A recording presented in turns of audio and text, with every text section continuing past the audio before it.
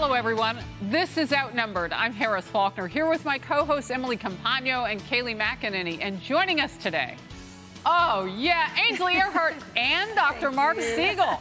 Dream team. Yes, we have to sit up very straight on this, when you're on the end. My mom would be so proud. My posture's never been better. Thank y'all for having me, Dr. Siegel. I love you. Thank you for having us. Great to be on the couch with you. It's so wonderful to have you both. Thank you. All right. Well, it is 15 days until the midterm elections, 2 weeks from tomorrow. Yes, we're counting. And there's a lot at stake, particularly for Democrats and President Biden. Right now, Democrats have very slim majorities in Congress, but crisis after crisis is making the effort to cling to power all the more difficult.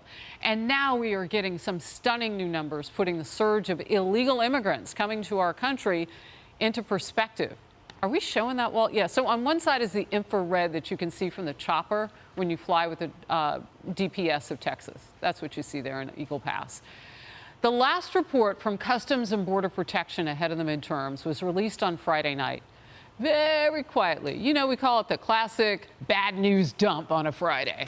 Well, after another record breaker in September, fiscal year 2022 made history with the highest number of encounters, nearly 2.4 million. Not only that, it was also the deadliest year ever for those people trying to come here. Plus, a total of 98 terror suspects were among those arrested at the border. So, Ainsley, what we see here is some transparency, we hope, on the number of terror suspects, right? Because that number keeps growing and growing and growing. And then the other thing we see here is that they're willing to play a game of shells with us to kind of keep the information out of view over a weekend. Well, yes, you're right. Friday, we learned the news. Bill Melugin was tweeting about this. They released the news. He found out about it because he went on their website and saw the numbers. There was no press conference. They want to keep it hush-hush. We all know Fridays, if you're anchoring a show Friday night, you don't have as many viewers typically because people are off enjoying their weekends and with their families. So it's interesting the timing of that. The second thing is the terrorist watch list. That's what's terrifying to me because we all lived through 9/11. How many terrorist cells are already in our country? We know that they arrested 98. How many got through without us catching them? It only takes a handful of them to bring another 9/11 to all of us, and that is terrifying. And it's just another example of how the Biden administration has failed us. They are allowing this to happen.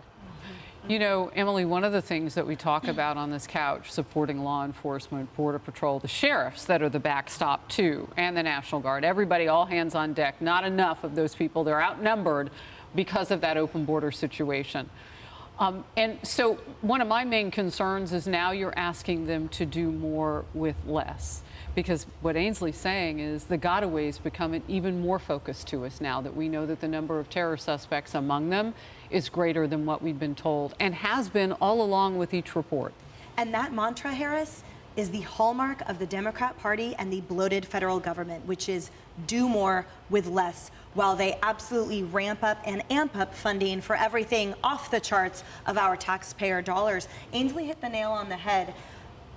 The southern border and securing it, to me, it's like washing your hands. It's a really basic fundamental premise. It's a fundamental notion that if you fail to do it, leads to a whole host of calamities. And the human body, if you don't wash your hands, you are subjected to a million kinds of illnesses. Like a pandemic. Catastrophic, pandemic, everything, right?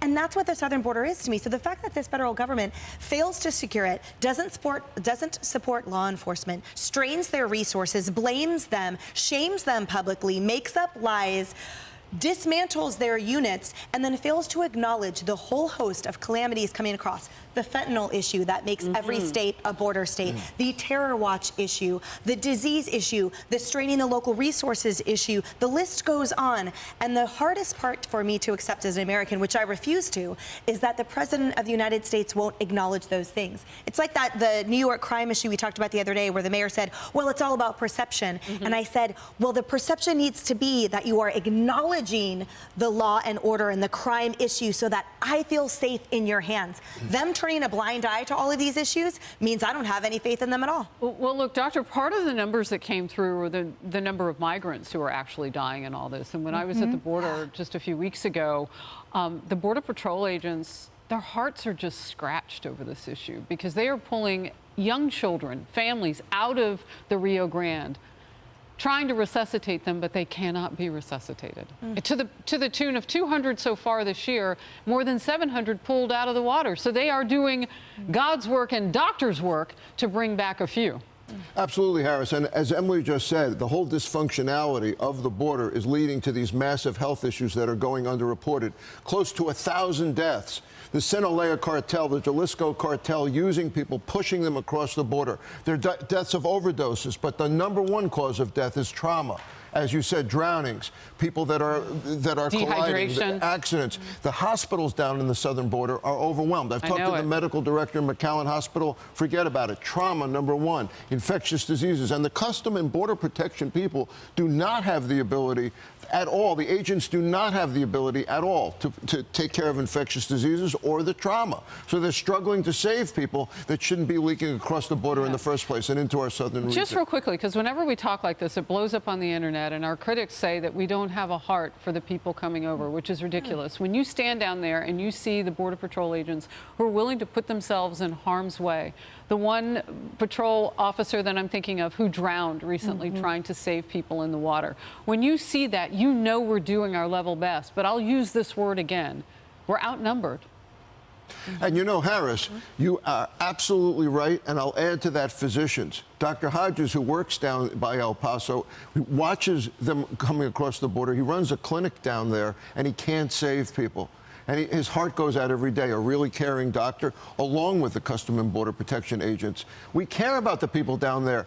You know, we used to screen people when they came into the United States for health issues. For COVID, for a whole lot of things. We aren't doing, well, at least screened. when I saw 354 come across the border, I didn't see anybody screened.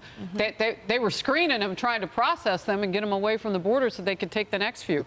Kayleigh, the policies were flipped like a switch. And now Biden's administration and the president are trying to maybe ease back a little. Okay, stay in Mexico.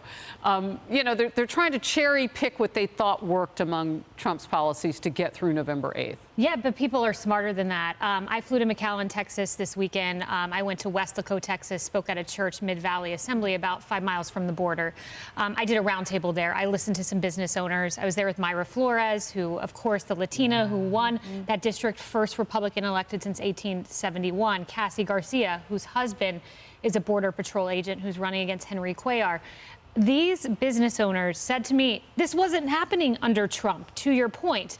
And not only that, for the first time, you have the Republican Party who's hitting this message exactly as it should be hit, which is this: we've got to have compassion for the people crossing our border. 856 migrant deaths, which, by the way, we only know that number because of Fox News exclusive reporting, because it's not 100%. released. That's right. The tractor trailer deaths, the dozens of people who died in that, the mass drowning incident, 13 who died, kids being swept from their mother's arms. And these women who are really dominating in the Republican Party on the border are hitting both things, and they should be hit, because it is a absolute travesty when you have 98 people on the terror watch list.